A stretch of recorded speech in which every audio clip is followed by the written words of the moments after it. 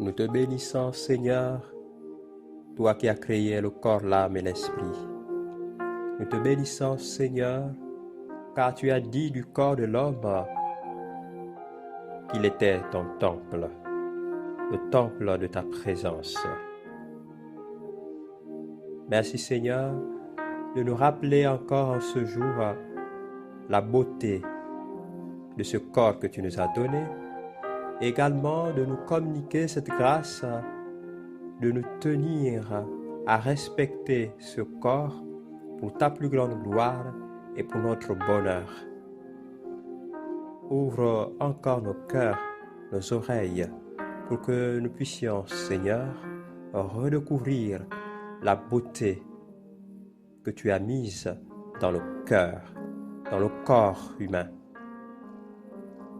Merci, Seigneur. Visite-nous, visite les jeunes, visite toutes ces personnes qui ont perdu le sens du respect de leur corps.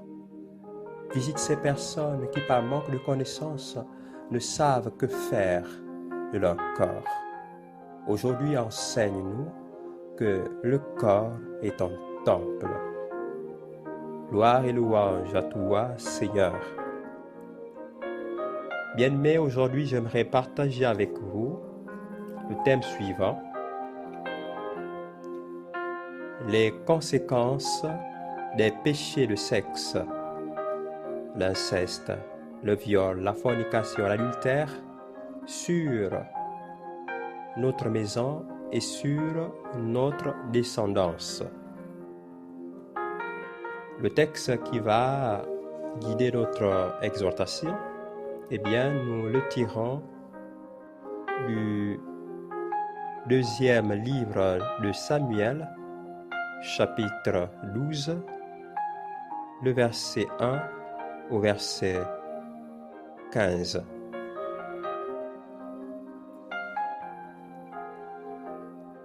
Yahvé envoya auprès de David Nathan. Celui-ci entra chez lui et lui dit: Il y avait deux hommes dans la même ville, l'un riche et l'autre pauvre. Le riche avait petit et gros bétail en très grande abondance. Le pauvre n'avait rien si ce n'est une agnelle, une seule petite qu'il avait achetée. Il la nourrissait et elle grandissait avec lui en même temps que ses enfants, mangeant de sa pitance, buvant dans sa coupe, dormant dans son sein. Elle était pour lui comme une fille. Un autre se présenta chez l'homme riche, qui n'eut pas le cœur de prendre sur son petit ou gros bétail de quoi servir un voyageur arrivé chez lui. Il prit l'agnelle de l'homme pauvre et l'apprêta pour l'homme arrivé chez lui. David entra en grande colère contre cet homme et dit à Nathan: Par la vie de Yahvé, il mérite la mort, l'homme qui a fait cela. Pour l'agnelle, il donnera compensation au quadruple pour avoir commis cette action et n'avoir pas eu de pitié. Nathan dit alors à David: Cet homme, c'est toi. Ainsi parle Yahvé, Dieu d'Israël. Je t'ai oint comme roi d'Israël. Je t'ai délivré de la main de Saül. Je t'ai donné la maison de ton maître. J'ai mis dans tes bras les femmes de ton maître. Je t'ai donné la maison d'Israël et de Juda. Et si c'est trop peu, j'ajouterai pour toi n'importe quoi. Pourquoi as-tu méprisé Yahvé et fait ce qui lui déplaît? Tu as frappé par l'épée Uri le Hittite. Sa femme, tu l'as prise pour ta femme. Lui, tu l'as fait périr par l'épée des Ammonites. Maintenant, l'épée ne se détournera plus jamais de ta maison, parce que tu m'as méprisé et que tu as pris la femme d'Uri le Hittite pour qu'elle devienne ta femme. Ainsi parle Yahvé, je vais de ta propre maison faire surgir contre toi le malheur.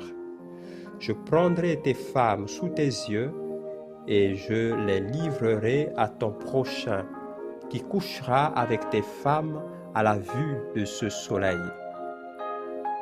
Toi, tu as agi dans le secret, et moi, j'accomplirai cela à la face de tout Israël et à la face du soleil.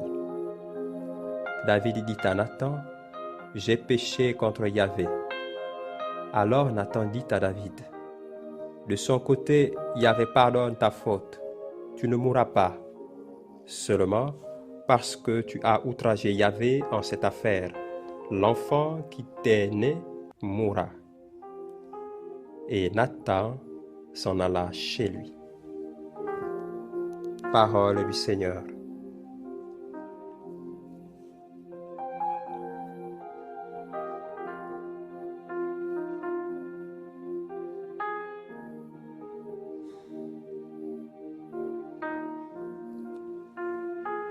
Bien-aimés, c'est un sujet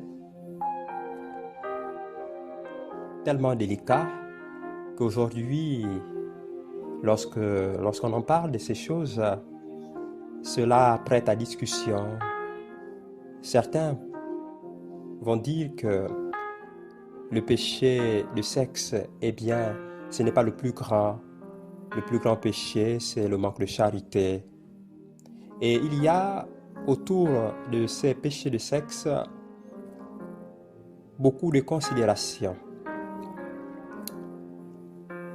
Retournons à la doctrine de l'Église. Nous savons que parmi les péchés mortels, eh bien, il y a les péchés de sexe, notamment la fornication ou l'adultère, ça dépend. Et il y a aussi d'autres. Hein? Mais ce qu'il faut retenir, c'est que ces péchés sont répandus. Voilà, ces péchés mortels sont tellement répandus qu'ils constituent des grandes portes d'entrée de beaucoup de choses qui viennent non seulement nous détruire, mais qui détruisent également nos familles, qui détruisent notre personne, qui détruisent nos relations, qui détruisent notre destinée. Et il y a quand même quelque chose qui m'est arrivé, je dirais la conclusion à laquelle je suis arrivé pendant des moments d'accompagnement, pendant des moments de suivi de certaines personnes qui viennent. Eh bien, je me suis rendu compte que plusieurs personnes veulent être libérées, veulent avoir une nouvelle vie, veulent avoir les bénédictions de Dieu, ou veulent sortir d'une situation difficile qui les tracasse. Eh bien, ces personnes ne veulent pas cependant quitter leur mode de vie, notamment les péchés de sexe, donc la fornication. Parce qu'on se dit c'est un phénomène social et que comment faire pour laisser cela? Est-ce que c'est véritablement un péché? Mais il faut retourner bien, il faut bien retourner à la doctrine. Eh bien, les péchés de sexe, on va dire le sexe avant le mariage, le sexe hors mariage, eh bien, c'est un péché et ça ne peut pas changer. Même si toute la terre, ou tous les hommes, ou toutes les femmes de la terre pratiquaient cela, eh bien, ça ne peut pas être normal.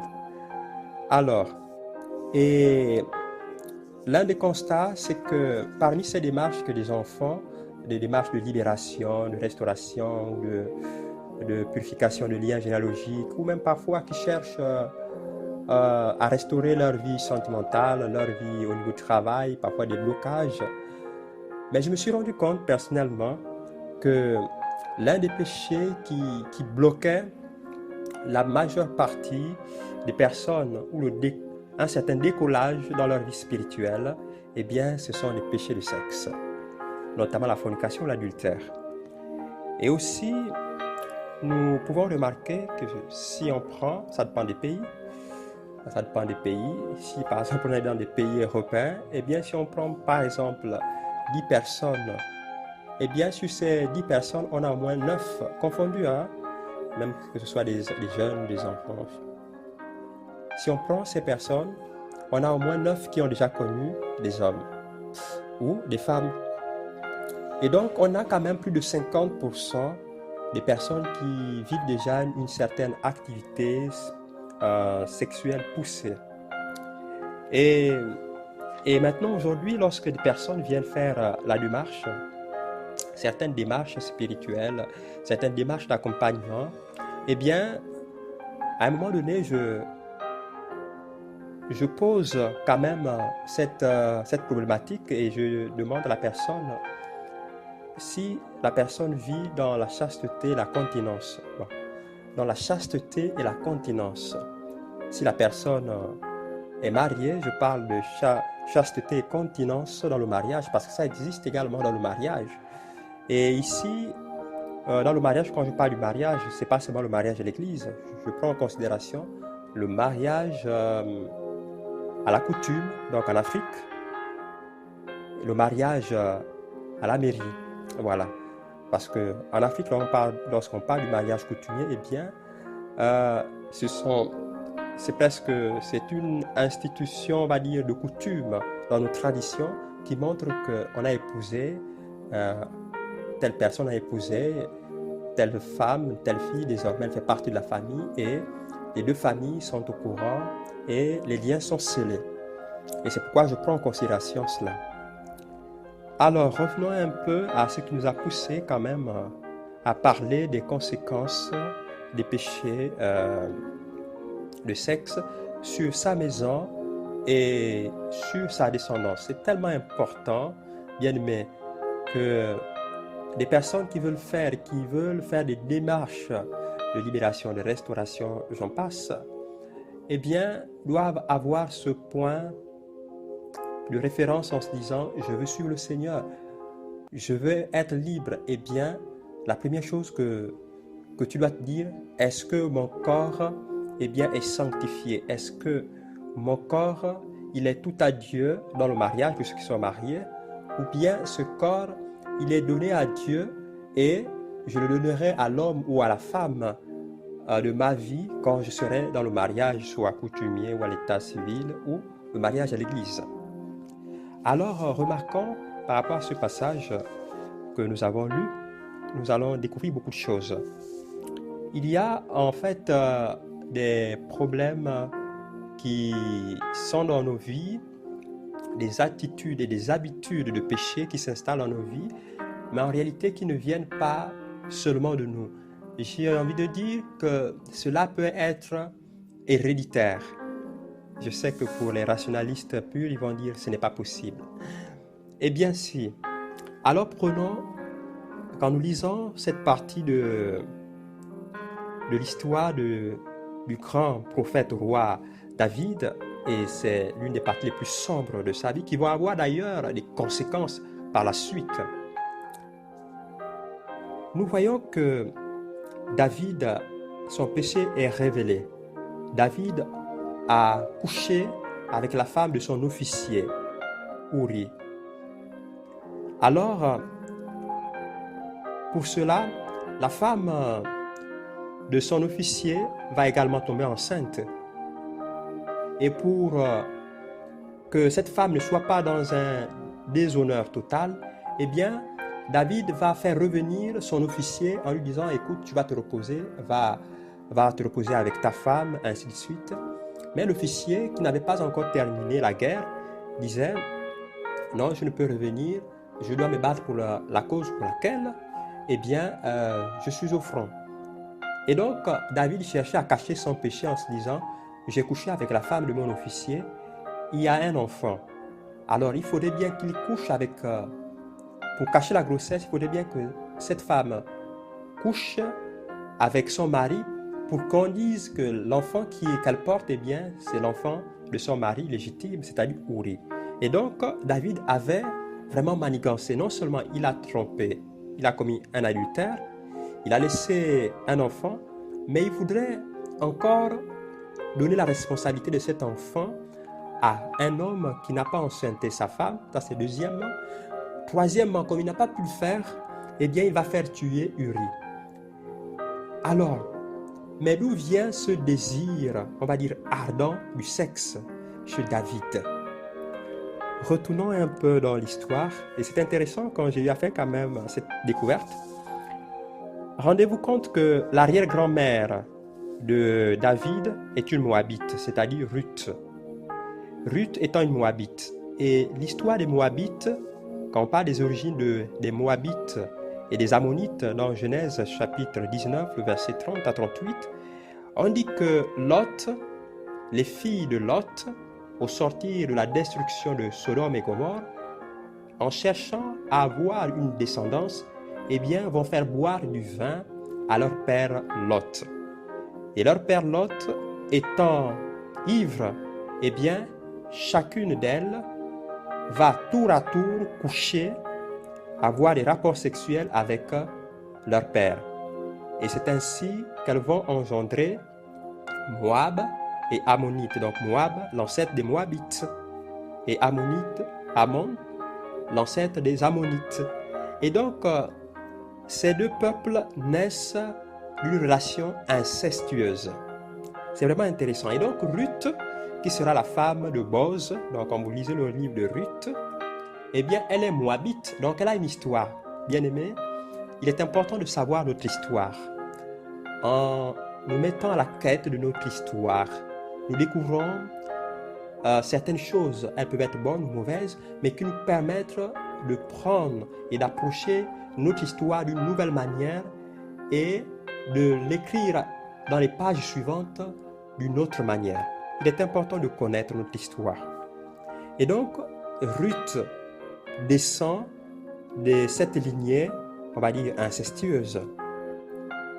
Et donc, remarquons, Ruth étant l'arrière-grand-mère de David, eh bien, même si peut-être Obed, Jessé n'ont pas manifesté cette tendance, mais c'est comme on dira en biologie lorsqu'on parle des gènes.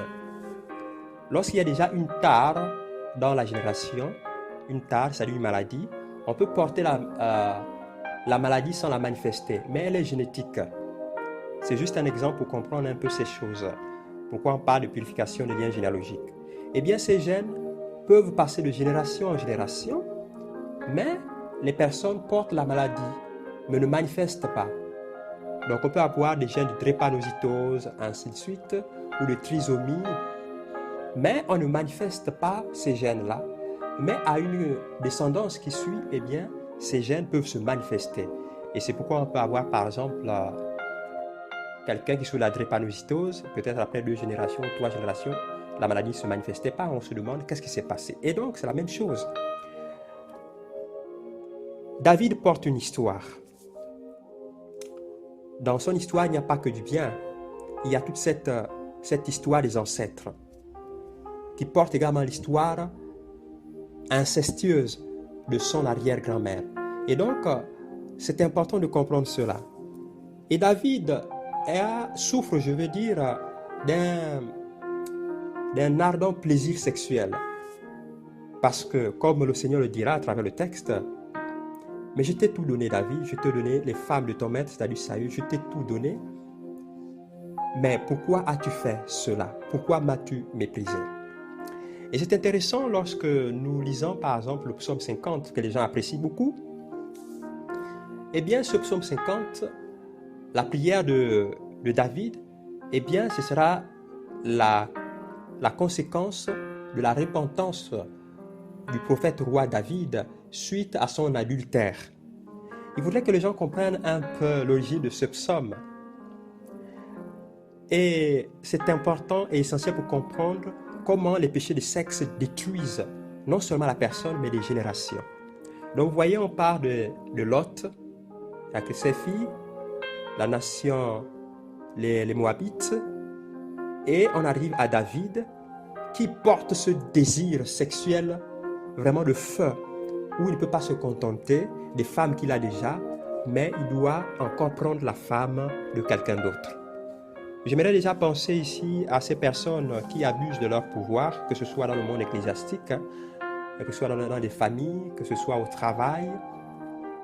Voilà, quelqu'un qui a de l'autorité, à cause de son autorité, eh bien, abuse des femmes, abuse des enfants d'autrui. On peut rencontrer également dans le monde scolaire, dans le monde de l'éducation, eh bien, des notes qui sont ce qu'on va appeler dans un jargon un peu plus technique, des jeunes qui disent des notes transmises de manière sexuelle, voilà. Et donc, même dans le monde du travail, aujourd'hui c'est fréquent. Et les femmes en sont des victimes le plus souvent, même des hommes aujourd'hui. Donc, on sodomise des hommes, on sodomise des femmes, on couche avec des femmes, on couche avec des hommes, en leur disant, si tu veux ce poste, je dois coucher avec toi. Et c'est devenu dans notre monde monnaie courante. Et donc, j'aimerais bien aimer, si tu vis ces choses, si tu abuses de ton autorité, tu as couché avec des femmes, des filles, et tu es même allé jusqu'au viol, tu as forcé, tu as harcelé, eh bien, tu dois te repentir. Dieu ne te condamne pas, mais il veut que tu te répandes. Alors, David va abuser de son autorité, et David va aller prendre cette femme. Et le péché de sexe va engendrer quelque chose. Non seulement il va commettre l'adultère, mais il va tuer.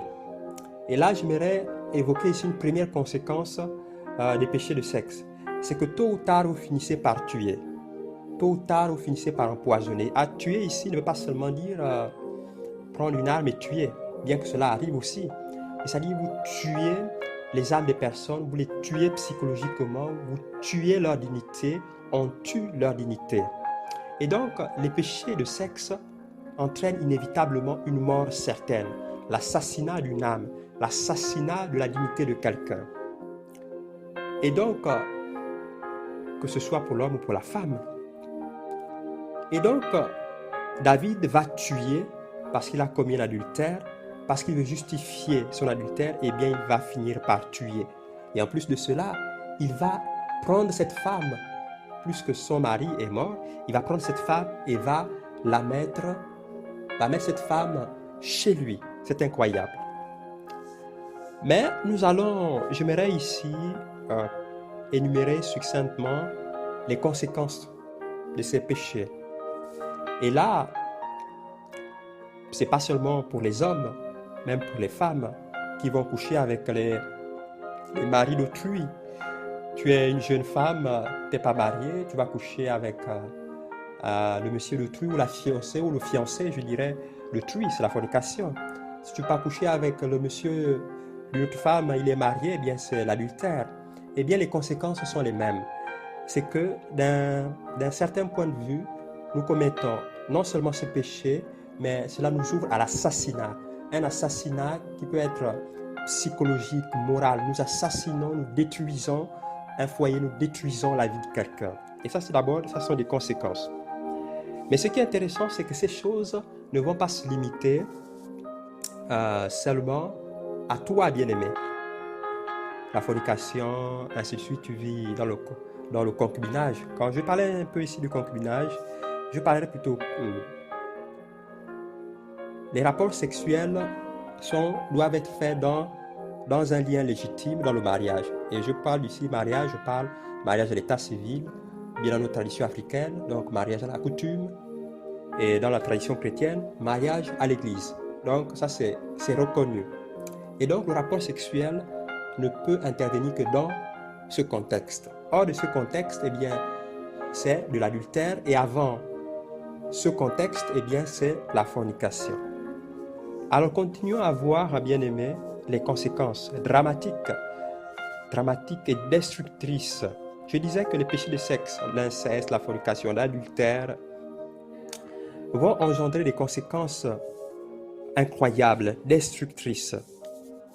Et donc, écoutons un peu ce que le Seigneur dit à David à travers la bouche de Nathan, après qu'il ait péché de sexe. Il dit ceci: ainsi parle Yahvé, je vais de ta propre maison faire surgir contre toi le malheur. La première chose, c'est que bien aimé, si tu vis dans la fornication, même si c'est ton futur mari ou ta future femme, même si vous êtes fiancé, il faut que les choses soient claires.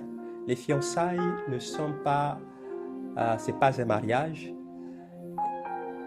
Si vous faites des rapports sexuels pendant que vous êtes fiancé, c'est un péché, c'est la fornication.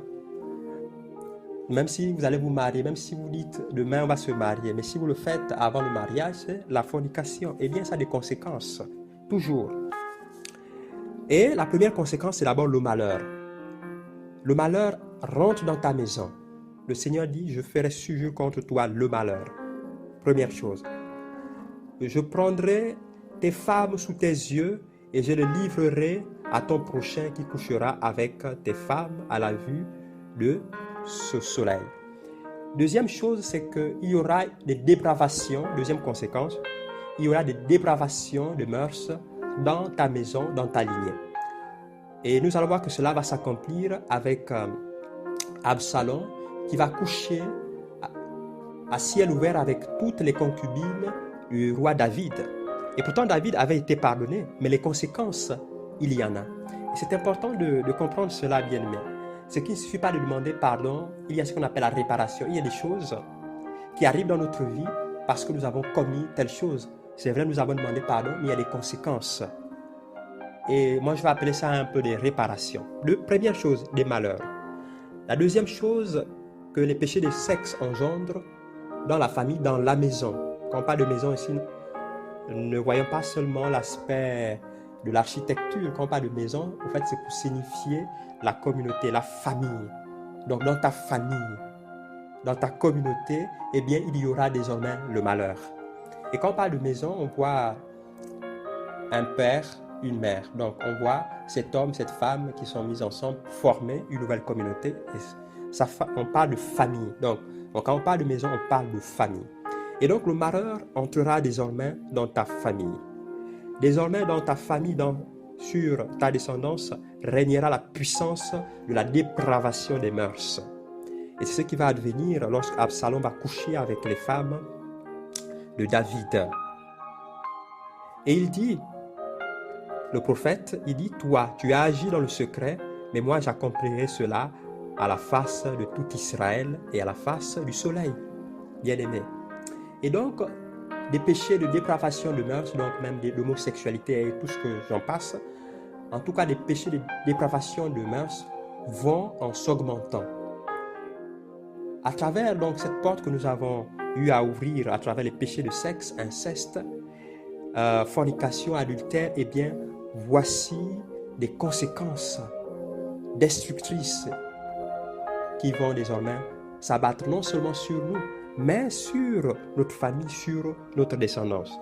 J'aimerais qu'on avance encore un peu plus, bien-aimé.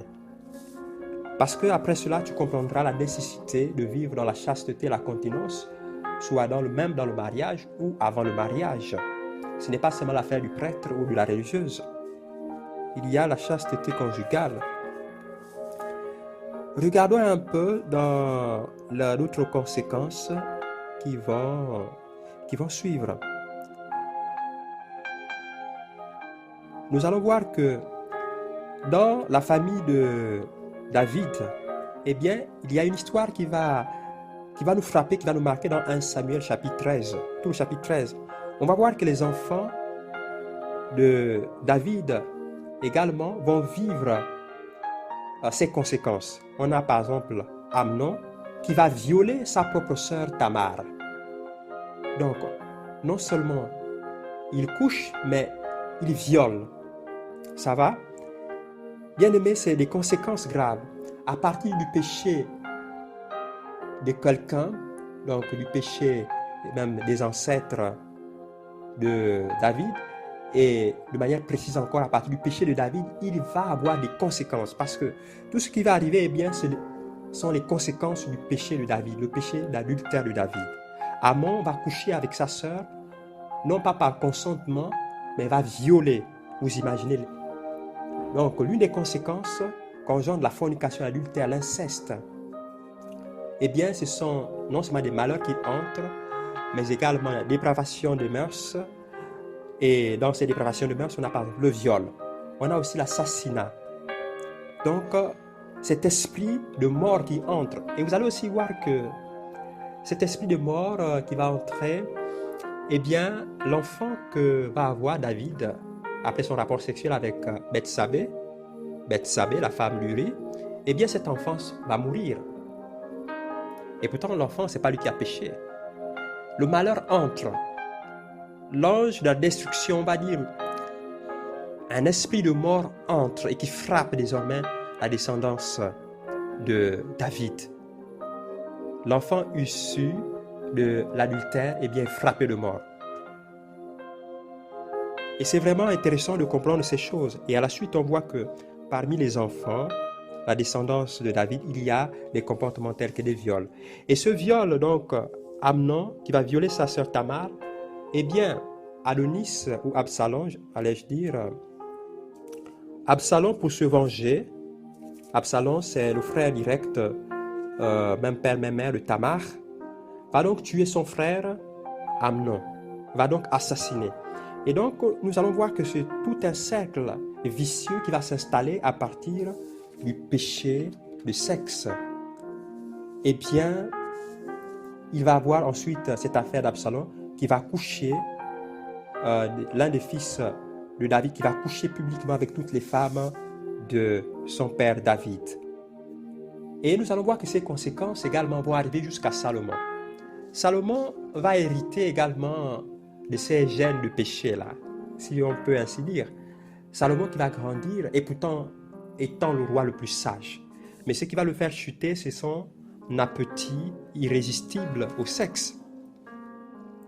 Et c'est pourquoi c'est un péché lorsque, dans notre, je disais, c'est déjà un signe qui nous montre qu'attention, il faudrait confier cela au Seigneur lorsque dans notre vie, nous avons un appétit sexuel désordonné, c'est-à-dire qui ressemble à un fourneau, à un four, et que même devant ta femme, même si vous êtes marié, tu ne peux pas passer un jour, même une semaine sans avoir des rapports sexuels.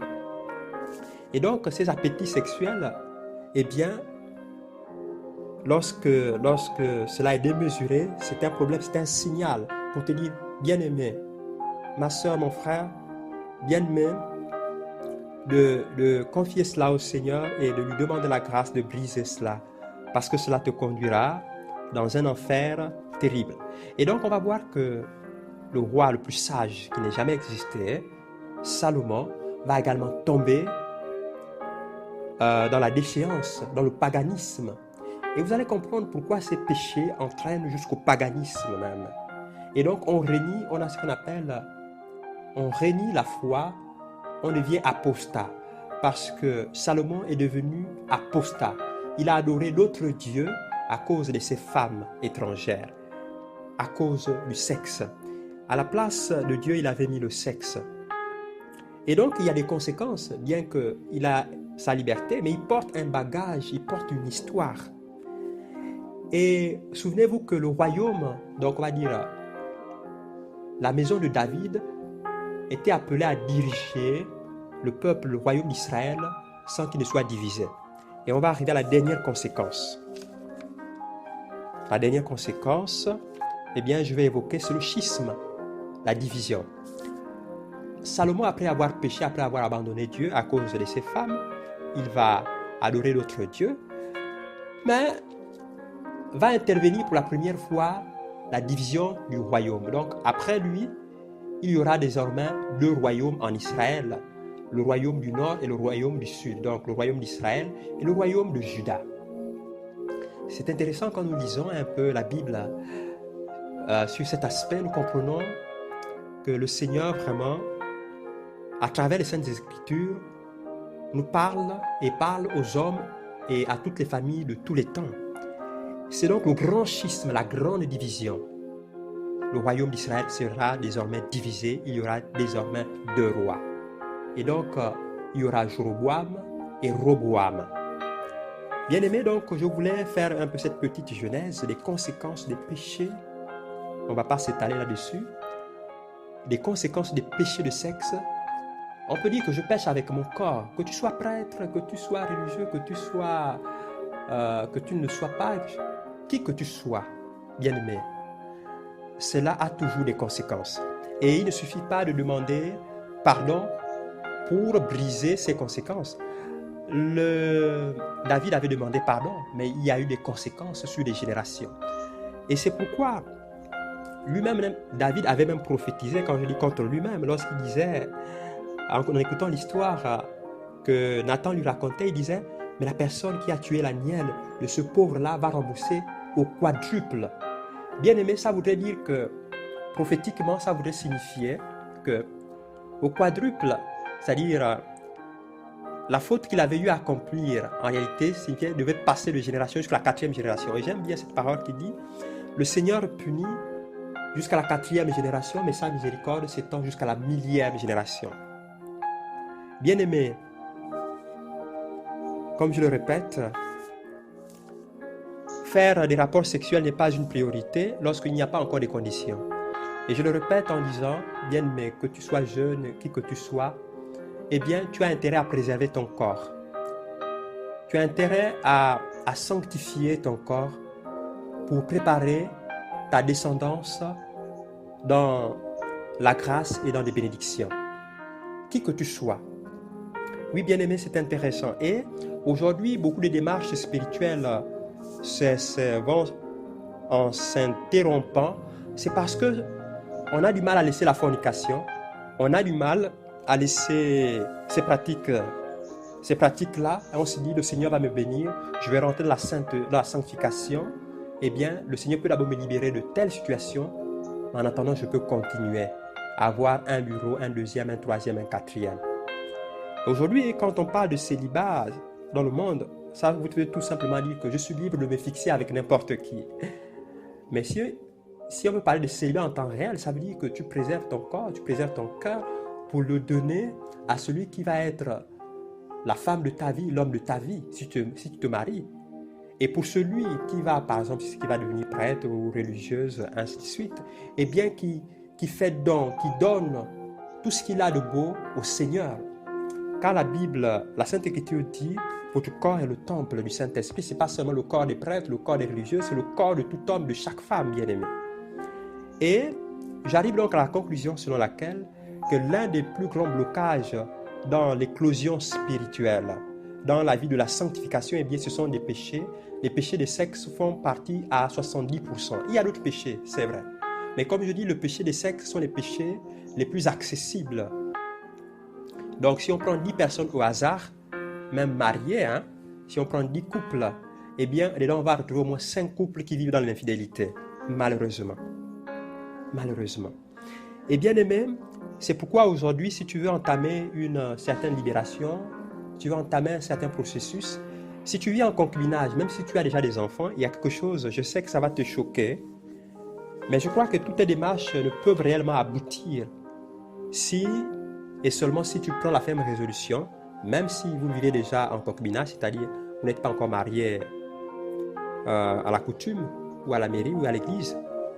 Mais si tu veux progresser dans ton processus de libération, je crois que toi et ton concubin, ou toi et ta concubine, vous devez vivre, même si vous êtes dans la même maison, séparation de corps.